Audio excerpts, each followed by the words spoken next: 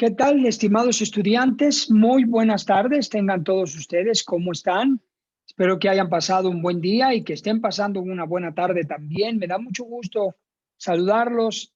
Vamos a tener nuestra última clase de la semana y prácticamente estamos bien avanzados en el curso. ¿Cómo estás, Tonancy? Bienvenida. Isabel. Citlali, bienvenida. Carvin, ¿cómo estás? Bienvenido Bien, también. maestro, Esmeralda. gracias. Edwin, saludos. Citlali, ¿cómo estás? Citlali López y Citlali Rodríguez. Gisela, muy buenas tardes también. Aline Cuevas, Jamie y Betsy. Bueno, bienvenidos todas, todos bienvenidos a esta clase. Ok, vamos a continuar avanzando sobre este capítulo en el curso que se llama Duelos en la adultez, duelos en la edad adulta. Y hemos estado viendo hasta ahorita, les voy a poner aquí en la diapositiva, breve retroalimentación, muy breve. Hemos estado viendo pues los tipos de duelo. Hasta ahorita hemos visto el duelo desautorizado y que cada uno de ustedes pues puede identificarse con la información que está contenida en el manual. También hemos visto el duelo traumático y estamos viendo y concluiremos el duelo complicado. Este duelo complicado precisamente se complica por las circunstancias y las condiciones, los factores y las características alrededor de la pérdida y que incluye 3 tipos de subduelos. Es decir, este duelo se complica y se complica porque hay un duelo crónico o puede ser retrasado o puede ser exagerado el duelo que se vive. Y veremos también el duelo enmascarado y 2 duelos más en esta clase para concluir los duelos en la edad adulta, los tipos de duelos, ¿ok? Lo que vamos a estar concluyendo. Muy bien. Ahora vamos a leer, a continuar con la lectura que quedó pendiente en la clase de ayer para cerrar los subduelos del duelo complicado. Los 3 tipos de subduelos son exagerado, el retrasado y el crónico, ¿verdad? Crónico. Ayer hablamos en respecto al duelo complicado, por qué es duelo complicado, cuáles son las características del duelo complicado, cuál es el camino hacia el duelo complicado y vimos uno de los 3 subduelos que fue el duelo crónico. Ahora vamos a ver los otros 2 subduelos de este duelo complicado. ¿Quién quedó de leer el duelo retrasado pospuesto inciso B y el duelo exagerado inciso C? No sé si están aquí los que les tocó leerlo y ya ingresaron a la sala. A ver, ayúdenme. ¿Ninguno de los que está aquí le tocó leerlo? A mí me tocó el duelo exagerado, el C. Perfecto. Ok. ¿Y a quién le tocó el duelo retrasado pospuesto? Bueno, hagamos algo. Citlali López, por favor, lee el inciso B, duelo retrasado pospuesto, y luego Jamie lee el duelo exagerado. ¿Ok? Vamos a leerlos y les explico. Primero uno y luego el otro.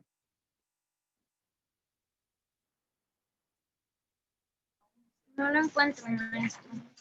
Página 20 del manual. Página 20. Inciso B. Ah, ya. ¿Ok?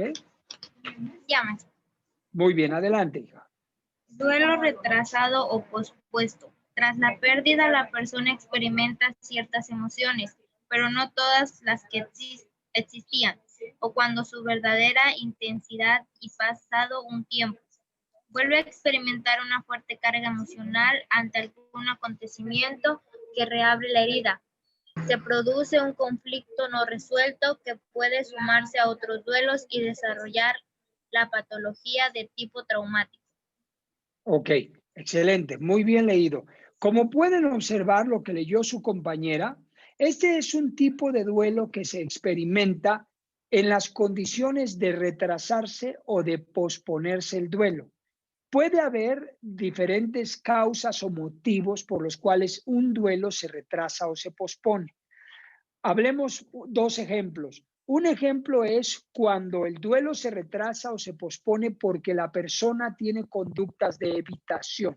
Evita enfrentar o afrontar el dolor, evita pensar en lo que pasó, lo evade, no lo quiere vivir, no lo quiere experimentar, entonces lo pospone el dolor, pospone el sufrimiento y eso afecta porque está reprimiendo las emociones, porque no está desahogando las emociones, no está experimentando el proceso y eso va a generar una carga emocional que posteriormente se va a acumular con otros duelos y o también se va a manifestar. En algún momento puede explotar la persona por lo que trae cargando.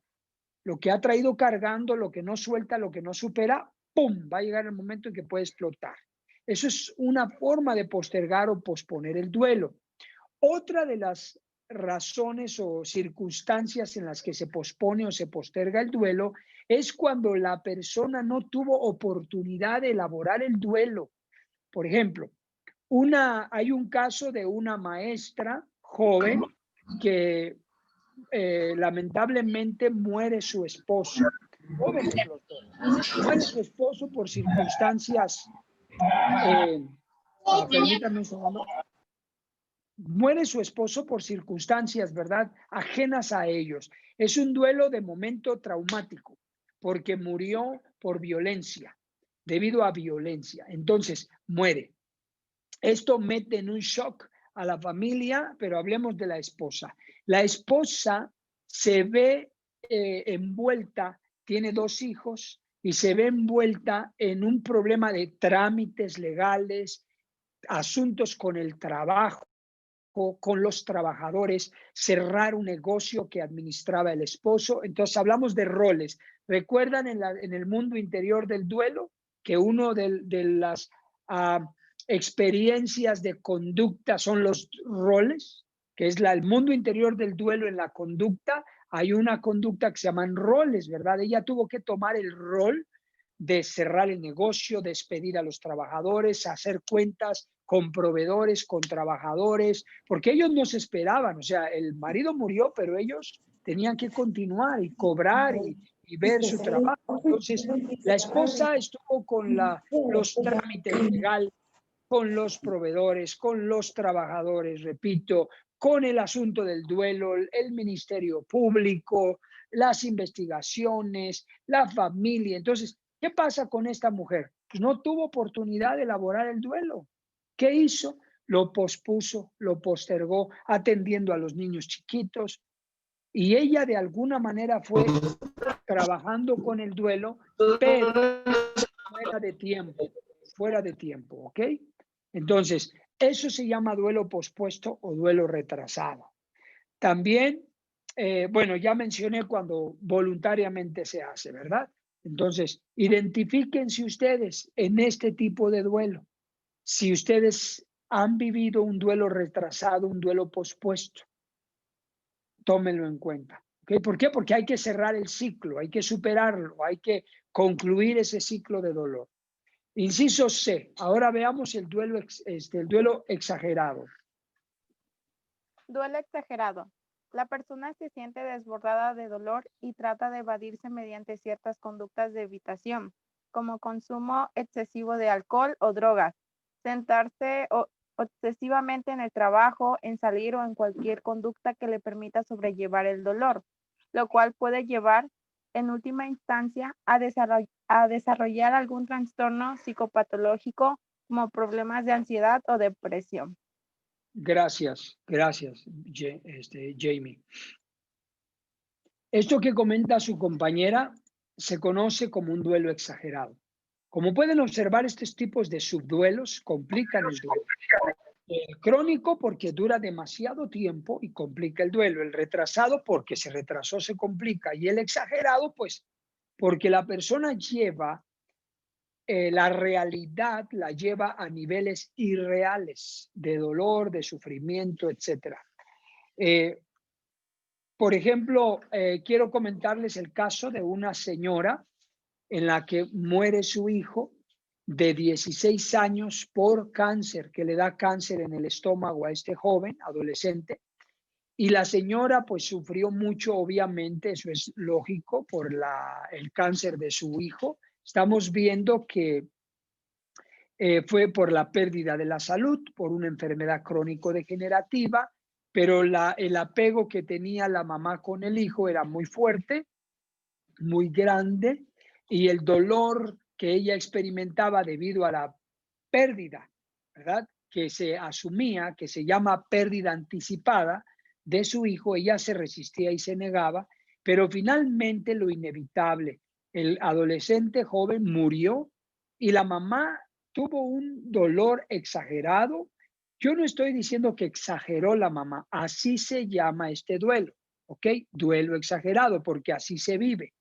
Entonces, ella vivió el duelo exagerado y no estuvo presente en todo el velorio. No estuvo presente en el velorio, no estuvo presente en el entierro de su propio hijo. No salió de una recámara por más de 2 días. Estuvo encerrada ella. Y toda la gente ahí en la casa, sus demás hijos, atendiendo a los visitantes, a los primos, a los familiares, a los amigos, recibían a las personas en el velorio, las velas, las flores, dando café, pan, toda la noche, la mañana, toda la mañana, el entierro, luego llevar la tumba y regresar. Todo ese proceso del duelo, la mamá no estuvo. Su dolor fue exagerado, pero ahí no detuvo, ahí no se paró la cosa. El dolor ha sido permanente, de modo que la mamá terminó perdiendo sus facultades físicas, terminó en un trastorno depresivo que la llevó al consumo de medicamentos para contrarrestar la depresión y poco a poco ella perdió las capacidades cognitivas y las capacidades físicas y terminó siendo una mujer enferma y deteriorada en su salud, incompetente, incapaz para trabajar, para ser independiente, autosuficiente. O sea, se enfermó psicológicamente de una manera terrible y se enfermó físicamente, perdió la productividad, perdió su vida matrimonial porque pues ya el esposo estaba ella enferma, una mujer enferma, y todo lo que podía ella antes hacer. Entonces, nos damos cuenta las consecuencias de elaborar un duelo mal, ¿verdad? Que en este caso sería un duelo patológico porque no se elaboró de la manera correcta el duelo y se convirtió en un duelo patológico. Dañó la vida, la salud, la mente, las relaciones, el futuro, el presente, la productividad de un ser humano, lo truena. Entonces es el duelo de tipo exagerado. ¿Ok? Hasta aquí terminamos el aprendizaje, la comprensión de lo que es un duelo complicado, con sus 3 subtipos de duelo. Espero que ustedes no lo estén viviendo, pero que si es el caso, identifiquen, ya sea desautorizado, exagerado, complicado. Y si es complicado, ¿por qué? ¿Es crónico? ¿Es retrasado o es exagerado? Ustedes identifiquen, ¿ok? Muy bien. Cuarto tipo de duelo. Vamos a distribuir la lectura. Voy a pedir ahora, por favor, a ver, aquí en mi pantalla, vamos a ver. Esmeralda, por favor, página 21, cuarto tipo de duelo, los 2 primeros párrafos. Y luego Gisela, los 2 segundos párrafos, por favor. Vamos a escuchar a sus compañeras y explicamos el cuarto tipo de duelo.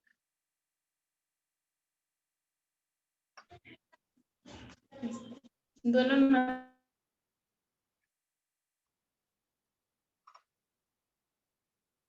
No se escucha tu micrófono, Esmeralda.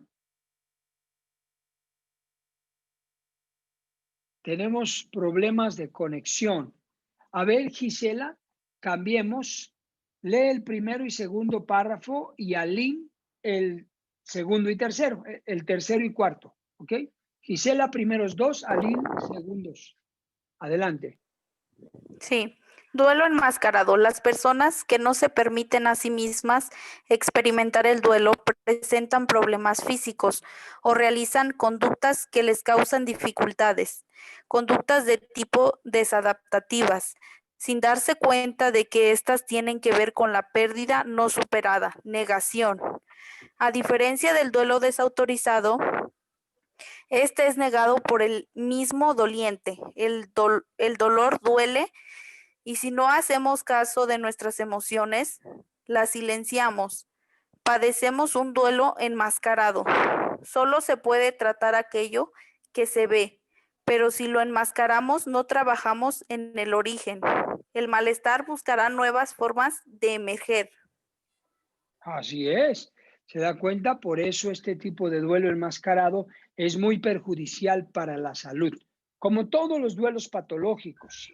En este caso se llama enmascarado porque se hace eso, se cubre con una máscara, el sufrimiento, el dolor, se disfraza y por eso se llama duelo enmascarado. ¿Ok? Vamos a seguir leyendo. Adelante, por favor, Aline. En este duelo, el doliente puede experimentar síntomas físicos similares a los del fallecido antes de morir o desarrollar problemas psicopatológicos somáticos, ansiedad, trastornos alimenticios, depresión, entre otros, sin ser consciente de que su malestar tiene que ver con el duelo no resuelto. Algunos estudios sugieren que la conducta delincuente desadaptativa se puede ver como una adaptación equivalente en el caso del duelo enmascarado. Los adolescentes y jóvenes que pierden a uno o dos de sus padres. Los adolescentes y jóvenes que viven en un estado de pérdida de oportunidades. ¿Para qué estudiar? ¿Para qué seguir? Los adolescentes que, por alcoholismo en el hogar, pierden el vínculo familiar, el núcleo de familiar sano. Cuando el hogar es disfuncional y se causa una pérdida de pertenecer a la familia. Muchas gracias, Aline.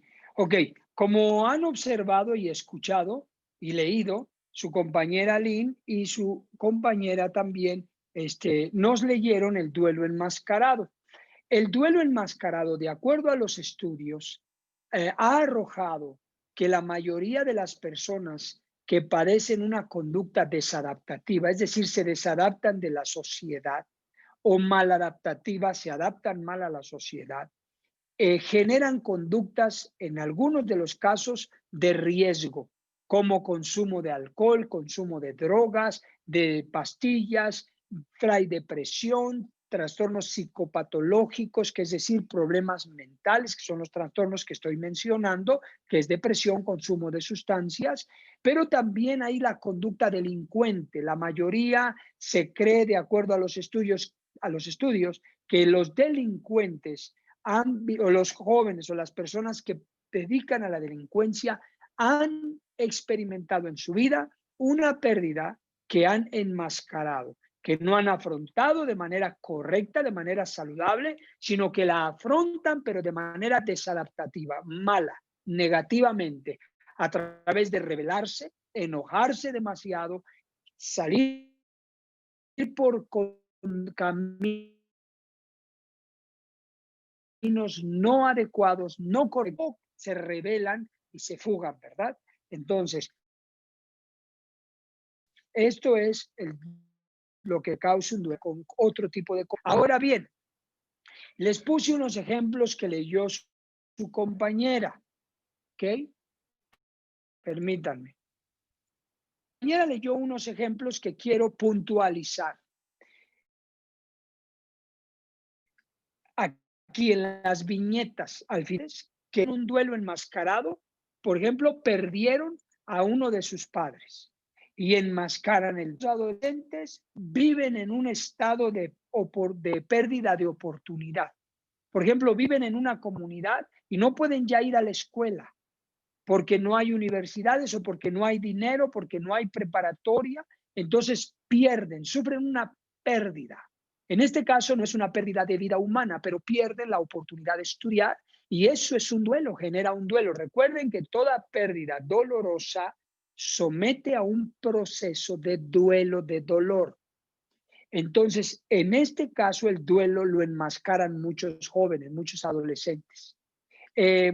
Cuando pierden a papá o mamá o cuando pierden la oportunidad del estudio, también. O pierden el vínculo, el tercero, el vínculo familiar se rompe, el papá se va de la casa. Entonces el hijo experimenta una pérdida, la pérdida paterna, que es papá se fue de la casa y se generó una ruptura, un vínculo, se rompió y es un duelo por la pérdida. ¿Ok? También cuando el hogar es disfuncional, es decir, el hogar no funciona como un buen hogar que provee protección, cobertura, provisión, y hay una pérdida de pertenencia en la familia. Entonces, todos estos ejemplos que me estoy enfocando en jóvenes es porque la mayoría de los jóvenes llegan a vivir un duelo enmascarado, porque a veces los jóvenes por orgullo, por ego, por no quererse ver vulnerables, enmascaran el sufrimiento. ¿Y qué hacen? Van a la escuela, los jóvenes, les comento, esto es muy importante para ustedes que son maestros, que van a ser maestros, pueden tener estos alumnos en su clase. Tú ves a un joven que llega a tu clase, un adolescente joven, y llega y murió su mamá, murió su papá, y llega a clase como si nada, disimulando que es fuerte, que no pasó nada y echa relajo y se hace el fuerte, ¿no? Y mayormente si tiene novia, se hace fuerte con la novia o la novia se consuela con el novio y se hacen los distraídos, no pasa nada, pues así pasa. Entonces enmascaran, ya sea la muerte, ya sea la pérdida de la escuela, ya sea la pérdida del vínculo del hogar que se fue el papá, o ya sea que el hogar es disfuncional, la pérdida que estén viviendo, muchos jóvenes lo disimulan, pero lo que están haciendo es enmascarar el duelo. Y no pasa nada, yo soy Juan Camané, yo puedo, y lo que está pasando es que lo enmascaran, pero sin darse cuenta al ratito, ellos son susceptibles, vulnerables, abiertos, sexo, alcohol, drogas, cigarro, conductas delictivas, violencia, agresividad, que son las psicopatologías que se presentan en este tipo de duelo. ¿Qué están haciendo? Enmascarar el duelo. Entonces, ustedes como docentes sepan esto, para que cuando vean un joven que tiene conductas maladaptativas o desadaptativas, ustedes pueden entrevistarlo. Pueden decir, a ver, hijo, ven, por favor. A ver, siéntate. Yo quiero hacerte una pregunta. ¿Vives con tus dos papás? A lo mejor te va a decir, no, mi papá se fue de la casa. Ah, atención, ya lo saben, estará enmascarando probablemente la pérdida. ¿Ok? O murió mi papá. O un hogar disfuncional, papá alcohólico, golpeador, ausente, no provee para su casa, tiene muchos problemas con la mamá, golpes, gritos, violencia, amenazas de divorcio. Entonces ustedes están viendo que hay una pérdida y que el adolescente o el niño está en conflicto, en rebeldía, con una conducta mal adaptativa, es por un duelo enmascarado que no está elaborando de la manera adecuada. Y se tiene que trabajar en ese duelo. ¿Cómo lo van a trabajar? Aquí les voy a enseñar.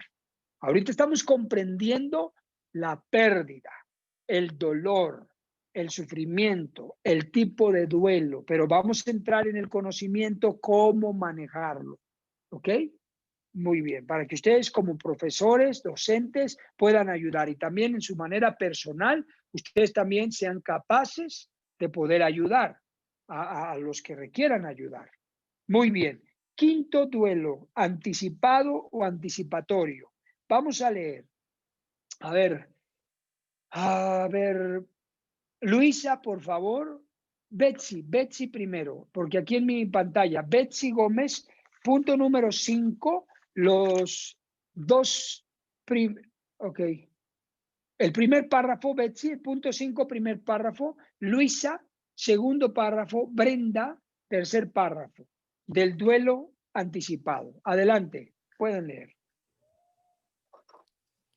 Duelo anticipado o anticipatorio.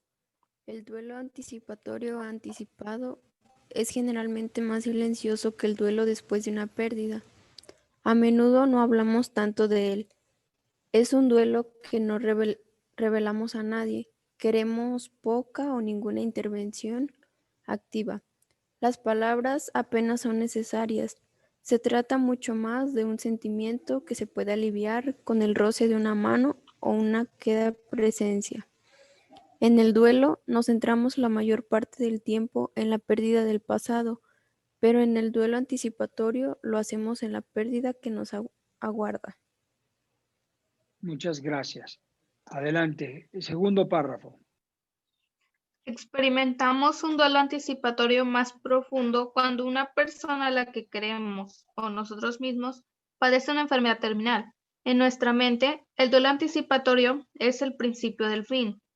Ahora operamos en dos mundos, el mundo seguro al que estamos habituados y el mundo inseguro, en el que un ser querido puede morir. Sentimos esa tristeza y la necesidad inconsciente de prepararnos emocionalmente. Muchas gracias. Siguiente párrafo, por favor. En el duelo anticipatorio también podemos experimentar el limbo de la pérdida. ¿Se te fue tu audio, hija? Brenda, otra vez, no tenemos tu audio. A ver. Está un poco mal mi internet, no sé si logra escucharme. A ver, ya te escucho. Vuelve a empezar. Abre tu micro, vuelve a empezar. Vamos a ver si lo logramos. En el duelo anticipatorio también podemos experimentar el limbo.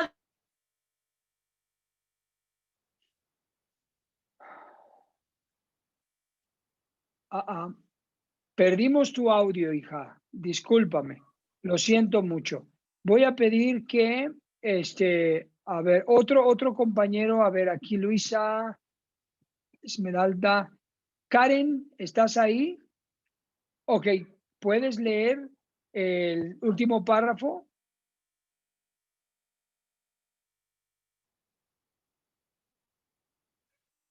¿De la página 21? No, te perdiste. Estamos Sí, en la página 22. Estamos en Ajá. el duelo anticipado. Último párrafo. Ok. El duelo anticipado. Sí, en el duelo anticipatorio también podemos experimentar el limbo de la pérdida. Esos momentos en que un ser querido ni mejora ni está ya agonizando, sino que sigue enfermo y sin buena calidad de vida. Para los moribundos puede ser un momento de callada desesperación o de franca ira. Esos momentos en que un ser querido puede ver la televisión, pero no es capaz de cambiar de canal, o tiene hambre, pero es incapaz de levantar una cuchara. Ajá, wow, es un duelo muy sufrido. Es un duelo sufrido, ¿verdad? Triste. Como han escuchado lo que han leído sus compañeras y ustedes han estado leyendo, el duelo anticipado y anticipatorio, este duelo se relaciona principalmente, como ahí lo dice, con pérdidas que todavía no estoy viviendo al 100%, pero que yo ya me estoy dando cuenta que se va a venir la pérdida. Sí, no te preocupes, Brenda, está bien. Ok, entonces, se va a venir la pérdida. Hablemos dos casos como ejemplo. Hablemos de los enfermos terminales.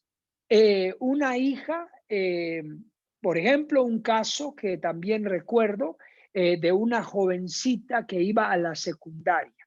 Su mamá desafortunadamente le dio cáncer y pues el cáncer avanzó rápido y en cuestiones de un año la mamá había perdido la movilidad prácticamente. La mamá estaba tirada en un sillón, acostada, mejor dicho, en un sillón, pobre mujer, ya casi no se movía y veía a su hijita, o sea, es un tormento. Veía a su hijita ir a la escuela, regresar de la secundaria, prepararse su comida con los tíos, con los hermanos, con los primos, interactuar, y ella la veía en el sillón.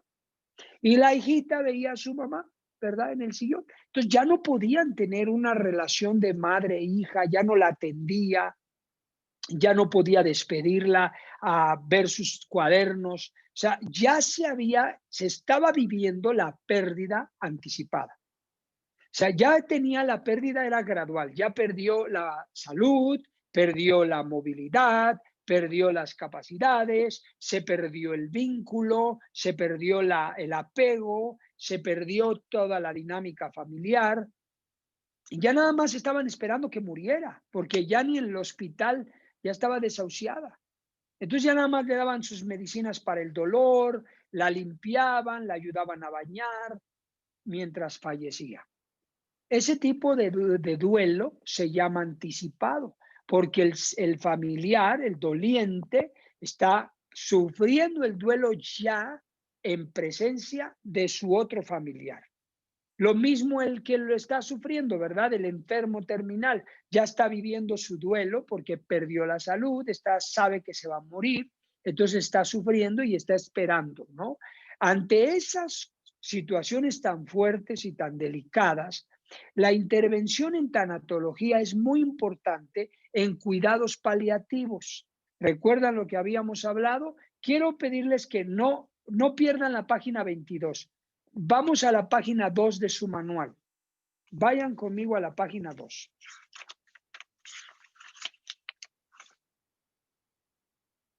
Si ustedes observan en la página 2, aquí dice el tema de tanatología que vimos al principio. Tiene unas viñetas, unos puntitos. ¿Ya lo vieron? Eso habla de cuidados paliativos que nos ayuda a mejorar la calidad de vida. A ver, vamos a pedirle por favor, Angélica, léelos por favor, Angélica, estas viñetas que están aquí. ¿Las de variantes de pérdida? No, página no, número 2. Página número 2, las viñetas de la calidad de vida. Ah, que sí. son, muy bien, cuidados paliativos. ¿Atención al sufrimiento psicológico? ¿Es eso? Sí, Ah, sí, no. esos. ¿Sí? Sí, Atención esos. a las relaciones significativo-enfermo. Atención del dolor físico. Atención al sufrimiento espiritual. Atención a las últimas voluntades y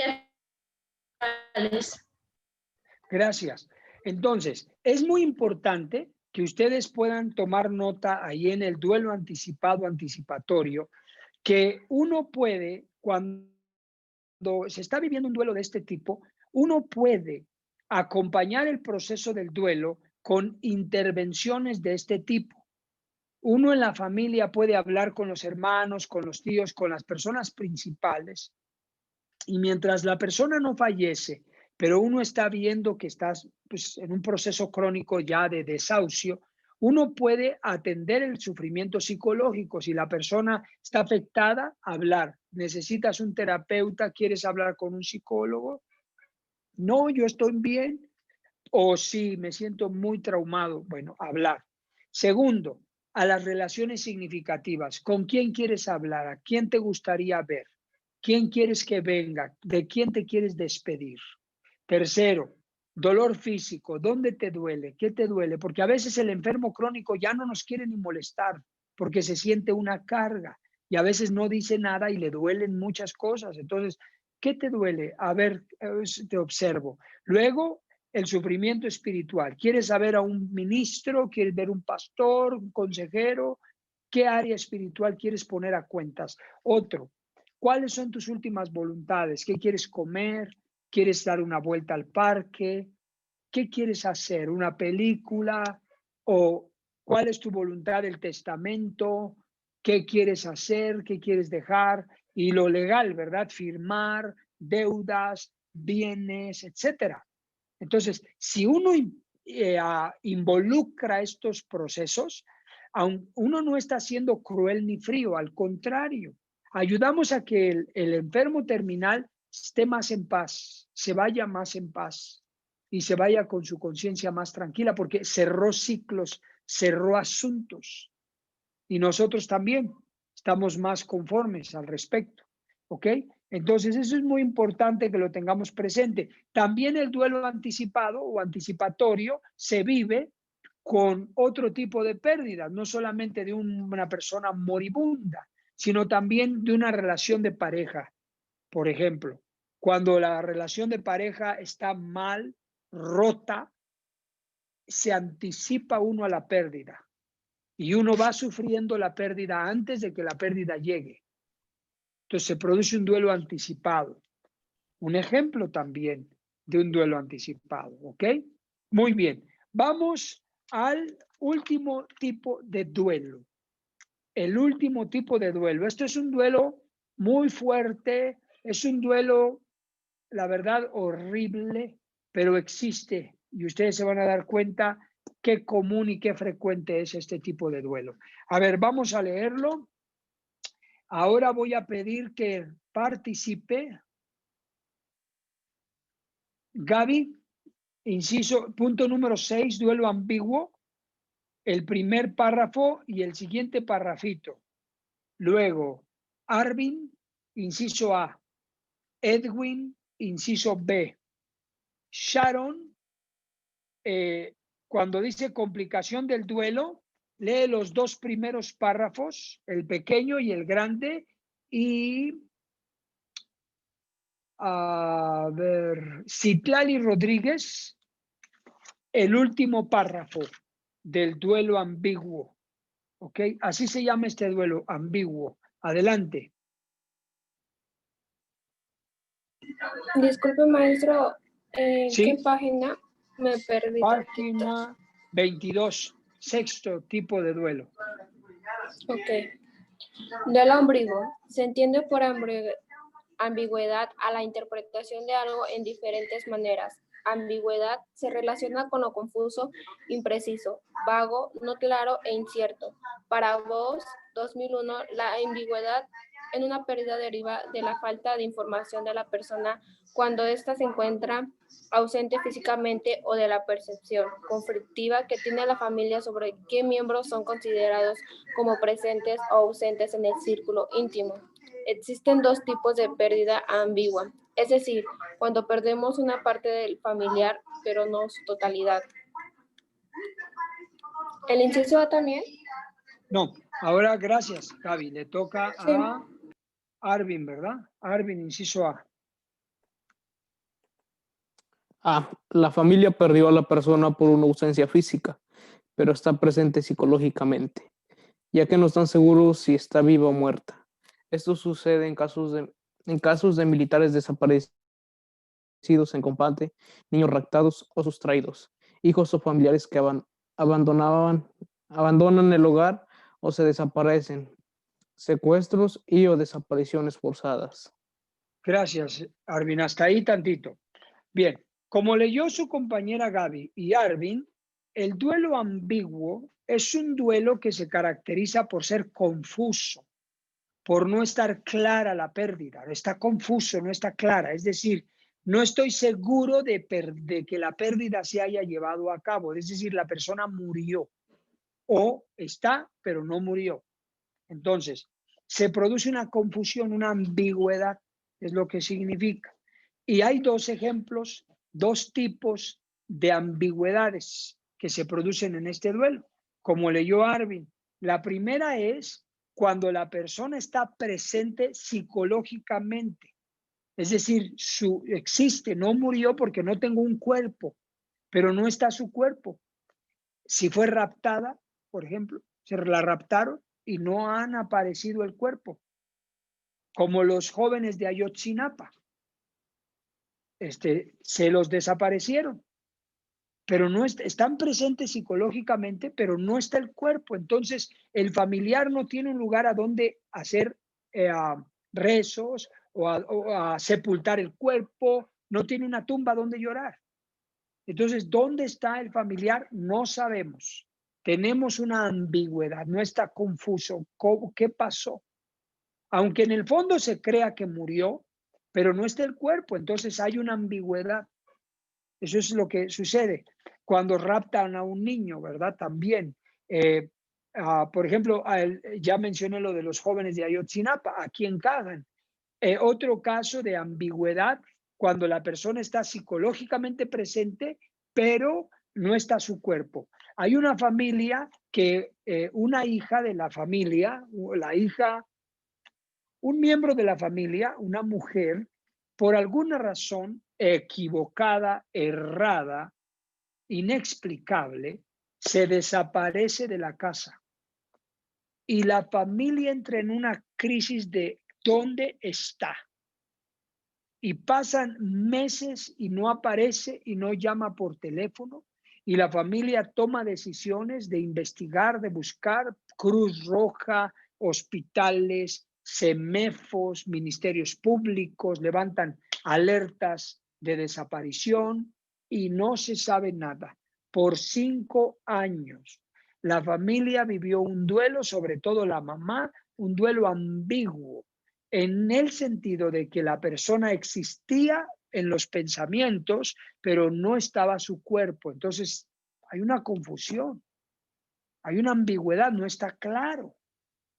Esa es una ambigüedad. La otra es el caso de un padre de familia que por alguna extraña razón se le ocurre al hombre desaparecer.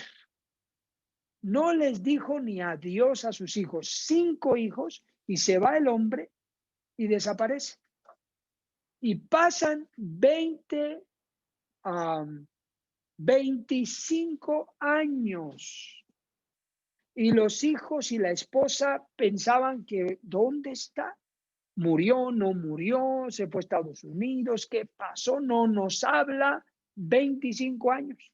Hasta que por alguna razón la hija mayor, que era de 9 años cuando su papá se desapareció, se da la tarea de investigar y de buscar. Pues no vas a creer, conozco el caso, conozco a las personas, no vas a creer, no son de aquí de la ciudad, que lo da con su papá. Y la mujer ya tiene 30 años, 30 y tantos, ya tiene 2 hijos. Y encuentra al padre bien campante, casado con otra mujer.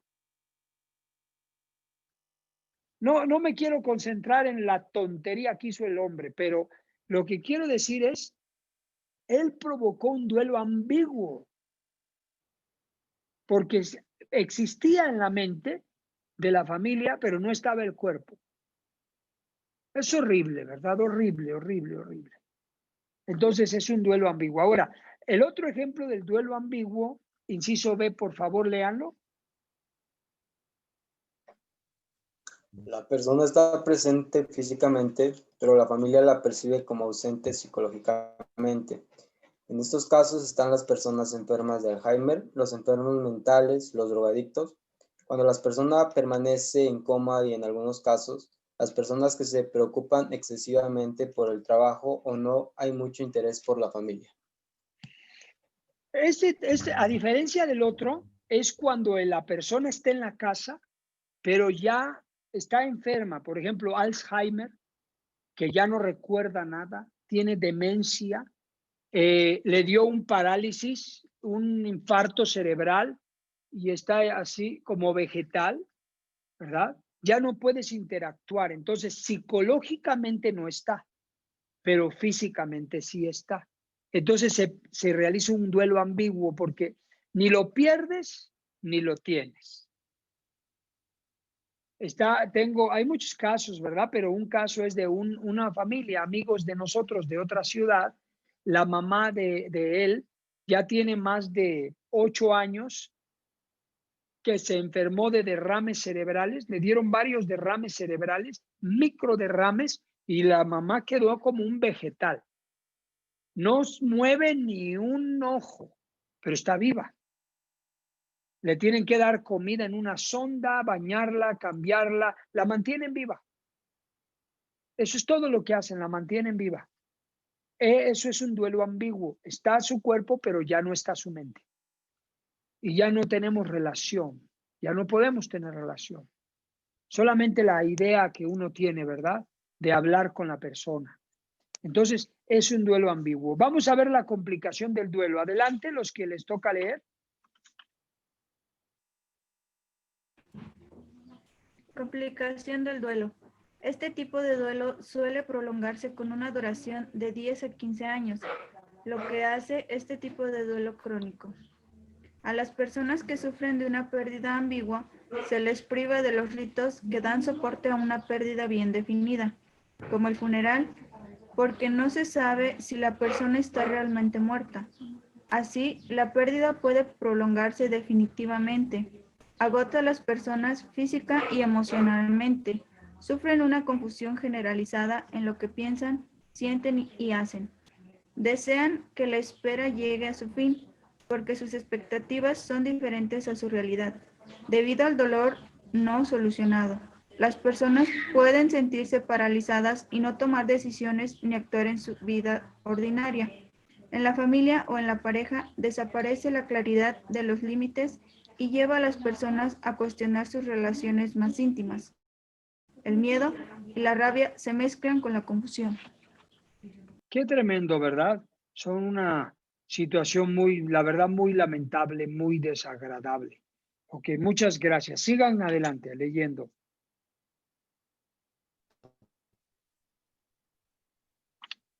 La incertidumbre impide que las personas se adapten y reorganicen los papeles y las reglas de la relación con sus seres queridos.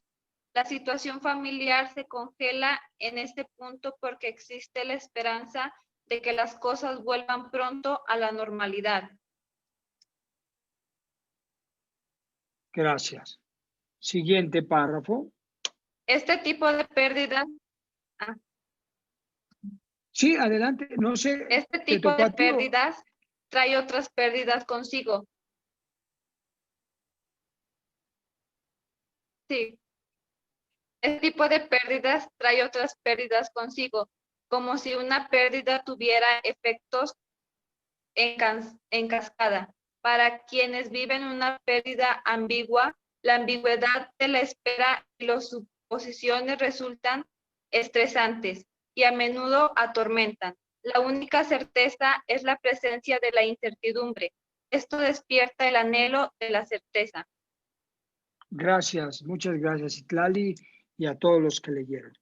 Bueno, con esto estamos concluyendo los 6 tipos de duelo que les he presentado a ustedes, incluyendo los subduelos del complicado, terminan siendo 9 tipos de duelo.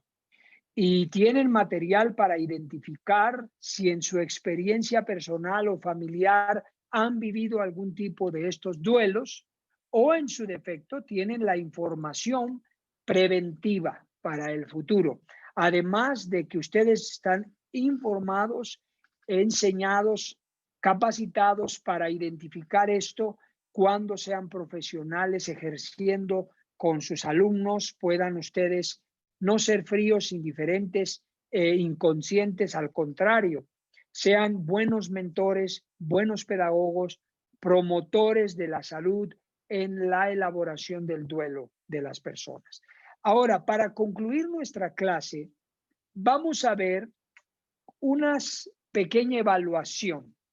Yo les voy a pedir que presten mucha atención a lo que vamos a exponer. Es muy breve, muy pragmático, muy práctico, y les va a servir como un ejercicio que les voy a dejar. Este ejercicio es para los que tengan un duelo, ¿ok? Si no tienes un duelo, pues no lo puedes hacer, pero por lo menos tienes el conocimiento. Puedes poner el tipo de duelo que quieras, de la muerte de un familiar, de la pérdida de la salud, de la pérdida de una oportunidad de trabajo, de la pérdida de estudios o de otras oportunidades, de la pérdida de una relación de pareja, etcétera. De acuerdo a tu proceso de dolor, de pérdida, puedes aplicarlo. Bien, fíjense bien lo que vamos a hacer. Página 24. Existen 2 tipos de conductas clínicamente relevantes, es decir, importantes. 2 tipos de conductas que se tienen.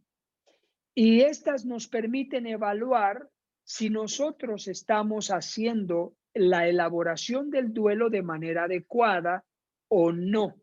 ¿Y qué es lo que hay que corregir? ¿Y cómo corregirlo? ¿Ok? Muy bien. Ahora, en el inciso D, página 24, dice conductas clínicamente relevantes en el proceso de los duelos. Las primeras conductas son negativas, las segundas conductas son positivas. Vamos a evaluarnos. Yo les pido que tomen su pluma, si tienen su manual impreso, y si no, pues en algún papel anoten. Si ustedes están pasando un tipo de duelo, califiquen qué conductas negativas has observado que tienes Y luego las conductas positivas, ¿ok? Vamos a evaluar. Inciso D. Conductas negativas. Número 1. Evita hablar sobre la persona fallecida o la pérdida o evade el tema. Es una conducta. Evita hablar o evade el tema. 2. Niega sus sentimientos o la expresión de sus emociones. O bien, habla mucho del fallecido por miedo a olvidarlo. Son dos extremos. O hablan mucho de esta situación perdida o no hablas. Niegas esos sentimientos y esas expresiones como el enmascaramiento. No pasa nada, no me siento mal, etc. Tercero, evita seguir adelante con su vida por considerarlo una falta de respeto o aprecio por el fallecido. Es decir, te mueres con él o con ella en vida. No te mueres, no te entierran, pero es como si te murieras. 4. No te involucras en actividades que antes de la pérdida te producían satisfacción. Te has disociado, desapegado, ya perdiste el interés por cosas que antes te gustaban, ya no lo haces. 5. Medidas adaptativas ante situaciones traumáticas como estancamiento o evitación. ¿Okay? O sea, tú tomas tus medidas para manejarlo, para adaptarte a la nueva realidad traumática, pero evitando, o te estancas en tu vida. No hay un avance, no hay un crecimiento, no hay una recuperación. Esas son las conductas negativas. Para los que han estado viviendo un duelo, por favor, palomeen. Conductas positivas, página 25. Número 1. Expresa sus emociones de enojo. Ve lo positivo. ¿Expresas tus emociones de enojo, llanto, frustración? ¿Sí lo expresas? ¿Lo vives? ¿Lo sufres? ¿Lo padeces?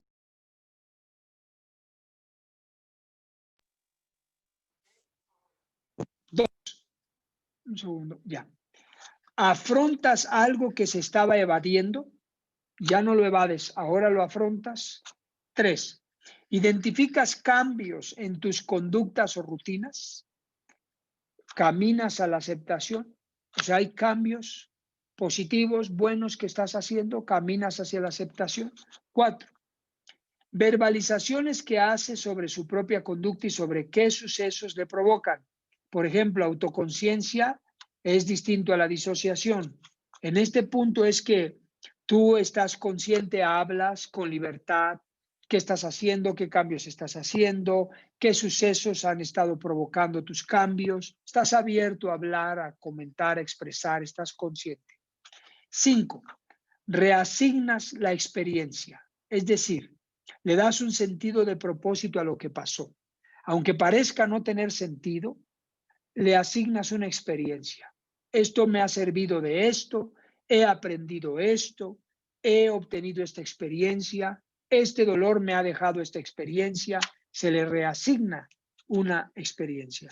Y finalmente, aplicas elementos de resistencia, es decir, actitudes y conductas que te ayudan a resistir el sufrimiento de manera positiva. Elementos de resistencia. ¿Ok? Palomea, yo quiero invitarte a que clasifiques. ¿Está bien? Ahora, de lo que tú seleccionaste, fíjate bien, voy a presentarte un gráfico y te voy a dar un ejemplo. Esta va a ser la tarea. ¿Ok? Presten atención, con esto concluimos la clase.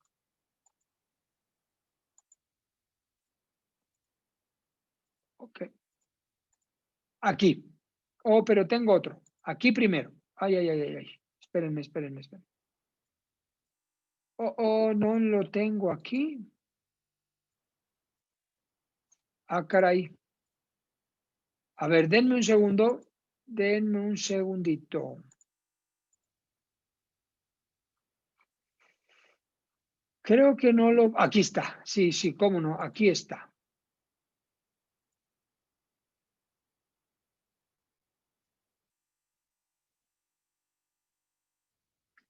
Ok, denme un segundo, por favor. Voy a subirlo y voy a subir esto acá. Estoy acomodando mis diapositivas. Para los que se pregunten qué hago, eso. Estoy acomodando mis diapositivas, ¿ok? A ver, un segundo. Bien, aquí les presento el gráfico que tienen en su hoja, en su manual. Aquí está. Bien, aquí lo tienen. Página número 25. Esto es un ejemplo de lo que uno hace de manera positiva y de manera negativa. Si ustedes se fijan, hice este gráfico oscuro, blanco, lo oscuro y lo blanco, de lo negro a la luz, de lo triste a lo alegre, ¿ok? Aquí tienen en su gráfico, voy a poner en esta parte de aquí, aquí se llama evitación, lo tienen en su gráfico, ¿ok? Solo aquí no lo tengo, por eso lo voy a escribir. Aquí tengo conductas de evitación. Aquí yo tengo conductas positivas de aproximación, ¿ok? Aquí evito, aquí me aproximo. En esta parte de arriba se llaman acciones, acciones que yo tomo. Y en esta parte de aquí abajo voy a escribir, se llaman experiencia mental o experiencia emocional, ¿ok? Muy bien. Aquí lo pongo. ¿Ok? Bien. Este de acciones va aquí en medio también. Muy bien. Fíjense bien lo que les voy a explicar. Cuando yo tengo conductas de evitar vivir el duelo, procesar el duelo, hacer el duelo, cuando yo tengo estas conductas, lo que yo hago es esto. Voy a poner una flecha. Yo tengo conductas de evitación. ¿Qué es lo que hago? Me alejo de lugares que me traen los recuerdos. Me alejo de familiares y amigos para evitar hablar de la pérdida. Tengo múltiples ocupaciones porque me distraigo porque evito. Son conductas, acciones de evitación. Ahora, estas acciones o conductas de evitación me llevan a vivir esta experiencia mental. ¿Qué vivo cuando tengo estas conductas? Pues tristeza, soledad, culpa, disociación, etc. Cuando hablo de disociación es que me desconecto de mi familia, de la realidad, de la vida, me disocio, me alejo, tengo conductas de evitación, me aíslo, ¿ok? Entonces, esto es lo que provoca lo que yo hago y lo que yo siento por las conductas de evitación. Pero cuando se trabaja el duelo, cuando se elabora el duelo, es distinto. Vean ustedes aquí, pongo una flecha. Yo tengo acciones o conductas, aquí lo pongo ahora, de aproximación. ¿Ok? ¿Qué hago? Realizo alguna actividad con mis hijos, si soy casada, o con familiares, o con mi papá, o con mi mamá. Converso con familiares, me muestro abierta a platicar de la pérdida, del dolor, del sufrimiento con los familiares. O salgo a comer, socializo, no me aíslo, no me disocio. ¿Ok? Salgo a comer, a compartir. Estas son acciones. ¿Qué experiencia me deja vivir acciones de este tipo en la pérdida? Estas experiencias mentales. ¿Qué hago? Pues me siento una buena persona, tengo una relación cercana con la familia, me siento buen amigo, buena amiga, acompaño, hablo y experimento satisfacciones a pesar del dolor o a pesar del sufrimiento. Es eso, la diferencia de evitar a la diferencia de aproximarme.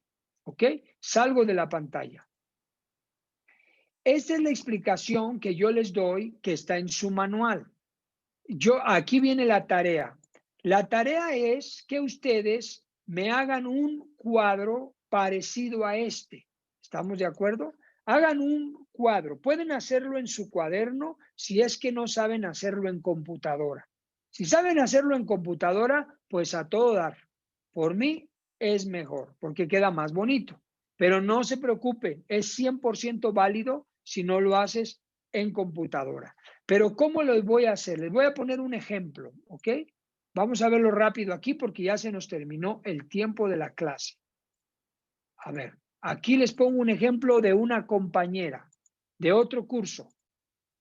Mire este ejemplo que puso una compañera. Este es una adolescente, una joven ya profesionista graduada. Miren lo que hizo. Ella puso que en cuanto tiene conductas de evitación ante una pérdida que ella ha vivido, ella dice, yo vivo exceso de trabajo, soy autocrítica, no hablo del asunto, tengo autoestigmatización. ¿Recuerdan el duelo desautorizado? Que se autoestigmatiza, ella misma se autoestigmatiza. Revisen las notas que es autoestigmatización. Ahora, cuando ella tiene estas acciones para evitar el proceso de la pérdida, lo que ella hace es experimenta el estrés, la tristeza y los pensamientos negativos. Eso es lo que vive. Ella hizo su análisis.